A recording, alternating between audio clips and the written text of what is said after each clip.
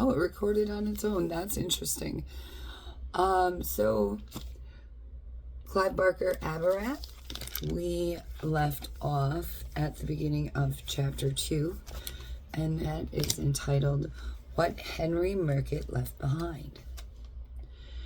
It was dark inside the room, the air still and stale. Why don't you go ahead and open the drapes, honey? Norma said, taking the key back from Candy. Candy waited a moment for her eyes to become accustomed to the gloom. Then she tentatively made her way across the room to the window. The thick fabric of the drapes felt greasy against her palms, as though they hadn't been cleaned in a very long time. She pulled. The drapes moved reluctantly along the dust and dirt-clogged rails. The glass Candy found herself looking through was as filthy as the fabric. How long is it since anyone rented the room? Candy said. Actually, I can't remember if there's been anybody in it since I've been at the hotel, Norma said. Candy looked out the window. The view was no more inspiring to the senses or to the soul than the view out of the kitchen window of 34 Falwell Street, her home. Immediately below the window was a small courtyard at the back of the hotel, which contained 5 or 6 garbage cans filled to over-brimming, and the skeletal remains of last year's Christmas tree was still wearing its shabby display of tinsel and artificial snow. Beyond the yard was Lincoln Street, or so Candy guessed. The journey through the hotel had completely disoriented her. She could see the tops of the cars above the wall of the yard, and the discount drugstore on the opposite side of the street, its doors chained and padlocked, its shelves bare. So, said Norma, calling Candy's attention back into room 19, this is where Henry Murkett stayed. Did he come to the hotel often? To my knowledge, Norma said, he came only once, but I'm not really sure about that, so don't quote me. Candy could understand why Henry would not have been a repeat visitor. The room was tiny. There was a narrow bed against the far wall and a chair in the corner with a small black television perched on it. The front of it was a second chair on which perched an overfilled ashtray. Some of our employees come up here when they have half an hour to spare to catch up on some soap operas, Norma said, by the way of explanation.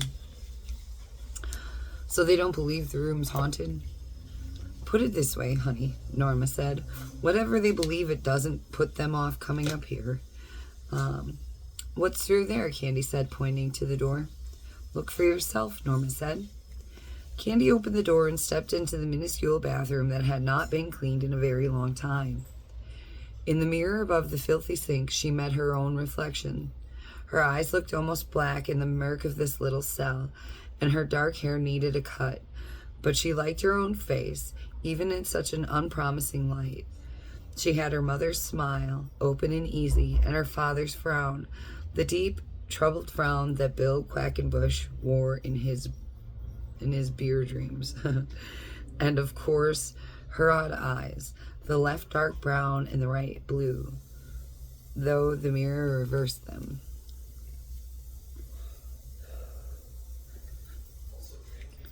When you've quite finished admiring yourself, Norma said, Candy closed the bathroom door and went back to her note-taking to cover her embarrassment.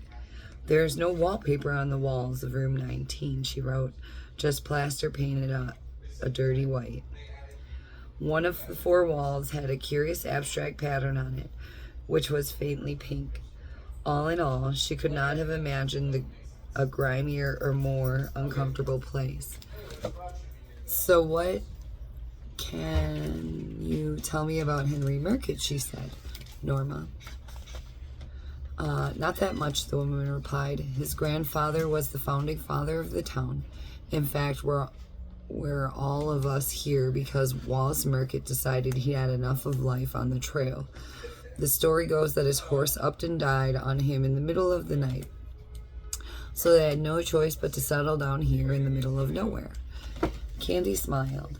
There was something about this little detail which absolutely fit with all she knew about her hometown. So Chickentown exists because Wallet Murkett's horse died, she said. Norma seemed to get the bitter joke. Yeah, she said. I guess that about sums up, doesn't it? But apparently, Henry Murkett was very proud of having his family name on the town. It was something he used to boast about. And then they changed it. Yes, well, I'll get to that in a moment. Really, poor Henry's life was a series of calamities towards the end. First, his wife, Diamanda, left him. Nobody knows where she went. And then sometime in December 1947, the town council decided to change the name of the town. Henry took it very badly. On Christmas Eve, he checked into the hotel, and the poor man never checked out again. Candy had guessed something like this was coming, but even so, it made the little hairs on the nape of her neck prickle to hear Norma say it. He died in this room, Candy said softly. Yes. How? A heart attack? Norma shook her head. Oh no, said Candy, beginning to put her pieces together. He killed himself? Yes, I'm afraid so. The room suddenly felt a little smaller, if that were possible. The corners, despite the sun that found its way through the dirtied glass, a little darker. That's horrible, Candy said. You'll learn, honey, Norma said.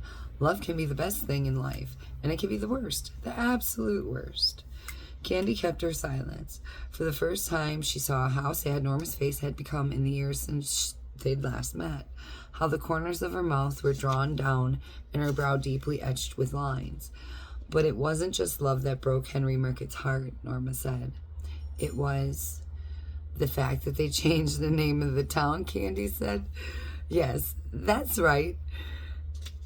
After all, it was his family name, his claim to a little bit of immortality, if you like. When that was gone, I guess he didn't think that he had anything left to live for. Poor man, Candy said, echoing Norma's earlier sentiments. Did he leave a note? I mean, a suicide note? Yes, of a kind. As far as I can gather, he said something about waiting for his ship to come in. What did he mean by that? Candy said, jotting the phrase down. Well, he was probably drunk and a little crazy, but he had something in the back of his head about ships in the sea. That's strange, Candy said. It gets stranger, Norma said. She went to the small table beside the bed and opened the drawer. In it was a copy of Gideon's Bible and a strange object made of what looked like brass. She took it out. According to the stories, this is the only object of any worth he had with him. What is it? Norma handed it to Candy. It was heavy and etched with numbers. There was a moving part that was designed to line up with the numbers. It's a sextant, Norma said. Candy looked blank. What's a sextant? It's something sailors use to find out where they are when they're out at sea. I don't exactly know how it works, but you line it up with the stars somehow. She shrugged. You find out where you are. And he had this with him? As I say, according to the stories, this very one. Wouldn't the police have taken it? Candy said. You would think so, but as long as I've been working in the hotel, the thing that has been here in the drawer beside the Bible, Henry Murkett sextant. So here's a drawing. Yes. Cool. And while we're at it, here is ka-ching. Some pretty neat art. Huh? Said Candy. Not all sure what to make of this now. She handed the object back to Norma, who carefully, even a little reverently, returned it to its place and slid the drawer close. So that and the note were all he left, Candy asked. No, Norma said. He left something else. What? Look around you, Norma replied. Candy looked. What was there here that could have belonged to Henry Murkett? The furniture? Surely not. The age-worn rug under her feet? Perhaps. But it was unlikely. The lamp? No. What did he leave? There weren't any pictures on the walls, so... Oh, wait a minute, she said, looking at the stains on the wall. Not those.